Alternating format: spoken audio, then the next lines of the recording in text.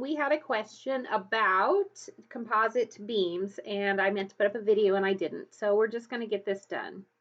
So let's pretend that we have a cross section and it's made of two materials, E2 and E1, okay? And that it's 20 inches tall and 10 inches wide, okay? And I have a moment diagram that has both negative moment and positive moment. I know where I have positive moment, I have compression top, tension bottom. Where I have negative moment, it's the reverse.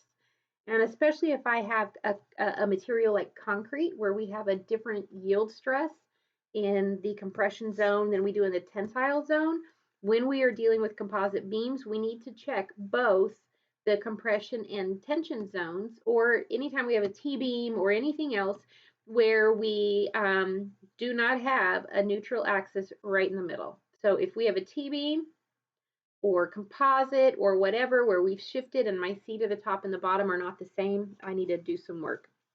So the first thing I'm going to do is I'm going to find that modular ratio, okay?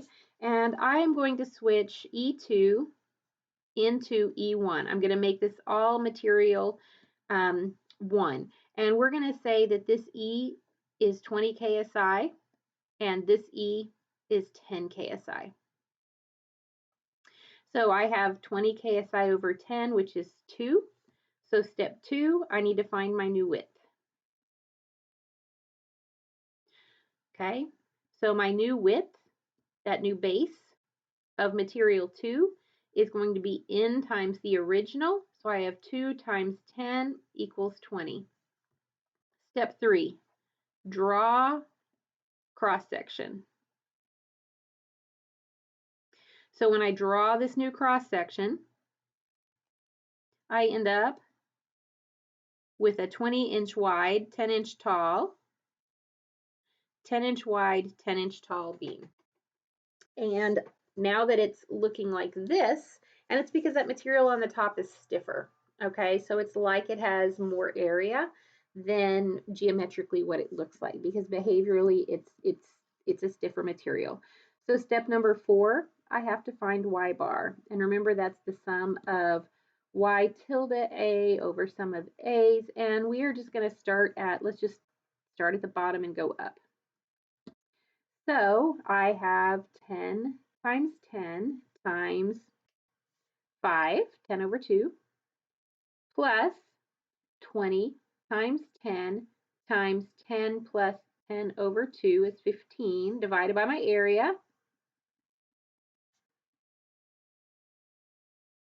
And I get a y bar of, sorry, I should have worked this out, but I'm just going on the fly, 100 times 5, and then 200 times 15, and then 100 and 200, and then divided by, and I get that y bar is 11.7 inches up from the bottom. So it has moved up here into this zone. That's where my new neutral axis is in terms of behavior. And if this is 11.7, then I get that from here down is 8.3. Okay, now step number 5, I have to find I transformed. I have to find my new moment of inertia, because even though geometrically it looks like a rectangle, behaviorally it's acting like a T-beam. So let's start at the bottom again. I'm going to find I transformed equals, okay, BH cubed over 12 plus 80 squared. BH cubed over 12 plus 80 squared. So I have base times height cubed over 12 plus 100 times 11.7 minus 5 squared plus base times height cubed over 12 plus 200 times, okay, 11.7 minus 15 squared. And when I find that, I get 100, enter to the 4th, 12 divided by 100, enter 11.7, enter 5 minus square that, multiply that, add that. That's a ginormous number because it's not 100 to the fourth, it's 10 to the fourth. I apologize. 12 divided by 100, enter.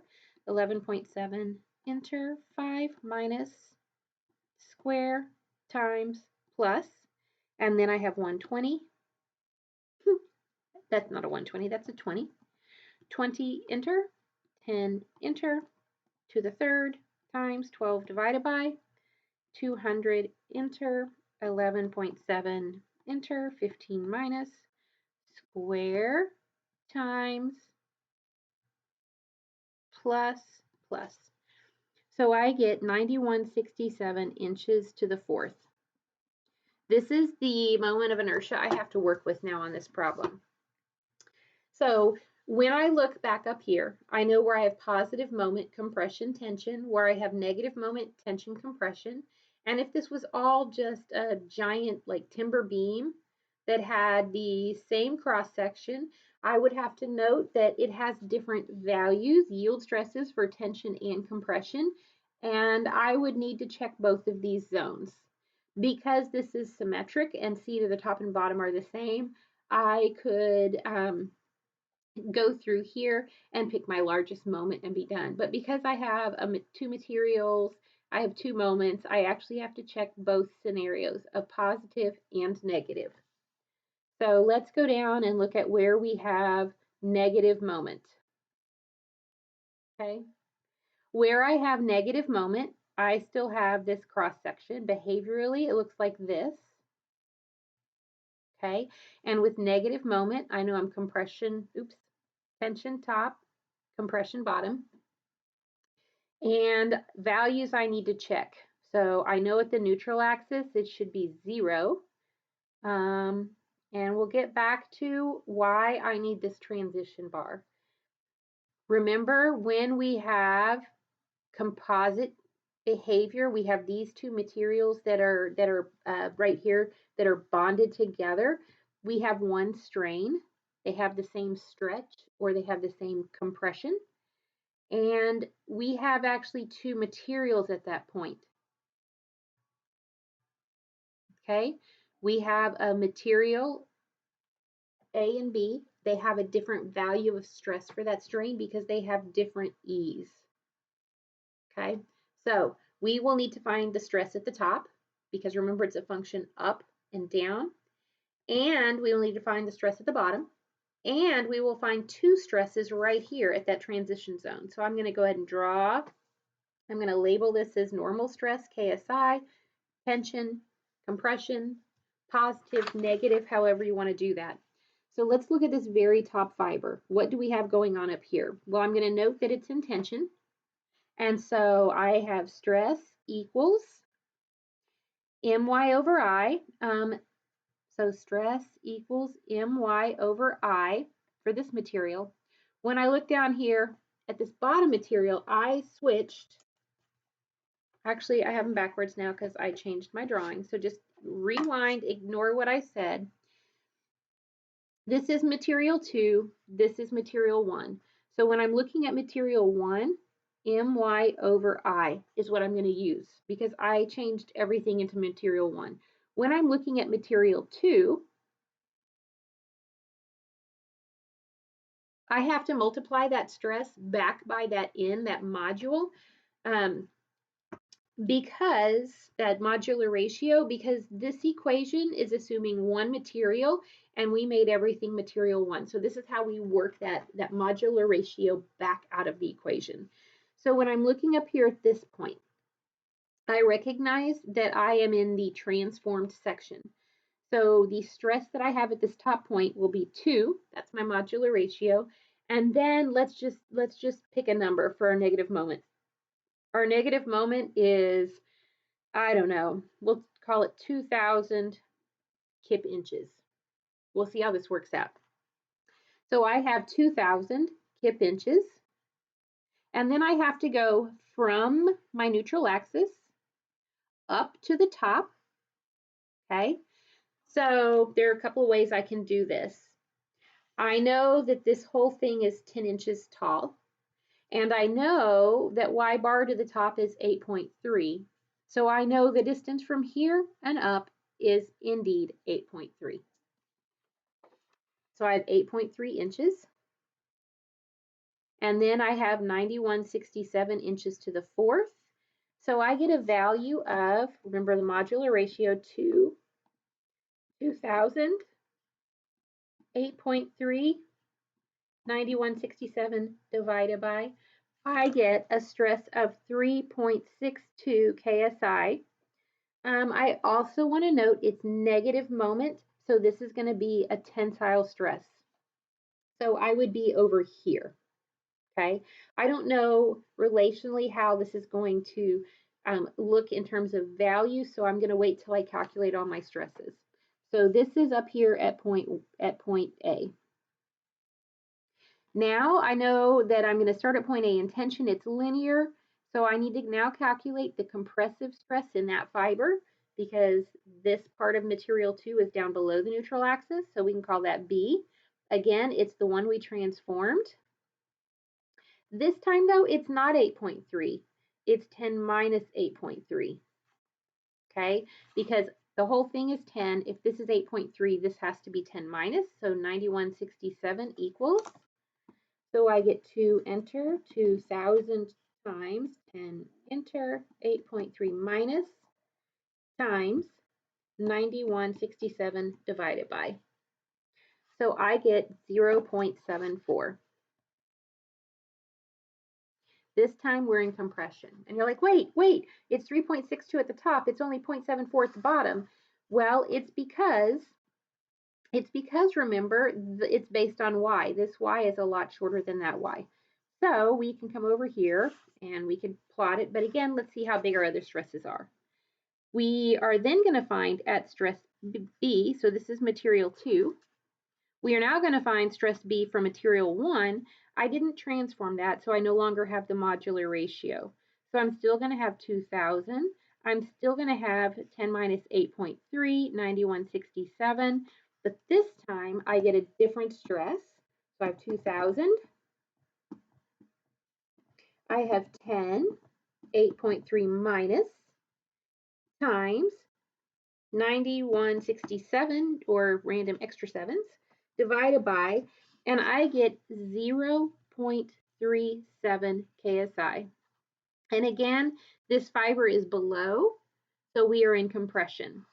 So what I have so far now, if I looked at this, not really to scale, but pretend it's kind of to scale, is I have 3.62 in tension, and then I have 0.74 in compression, and that's for material 2.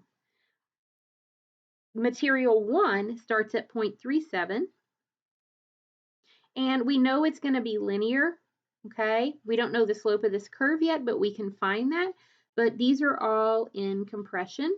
So let's go back and calculate. Let's call that D down here at the bottom. So I have stress of D equals, and I still have that moment of 2,000. Okay, this time I'm going to the bottom. So that is going to be y bar to the bottom. It's from my neutral axis down to the bottom, and we found that that was equal to 11.7 inches. Divided by 9167. So our stress D, which is material 1, so we don't need that modular ratio, is 2,000, 11.7 times 9167 divided by, and I get 2.56 KSI. And again, that's in compression because we have that negative moment. So it starts here at 0.37 and it ends here at 2.56 KSI, compression, compression, compression, and then tension. So when we're looking at that negative moment, I have for material 1, I have a normal stress in tension of 3.62 KSI. And I would need to make sure that's less than the tensile yield.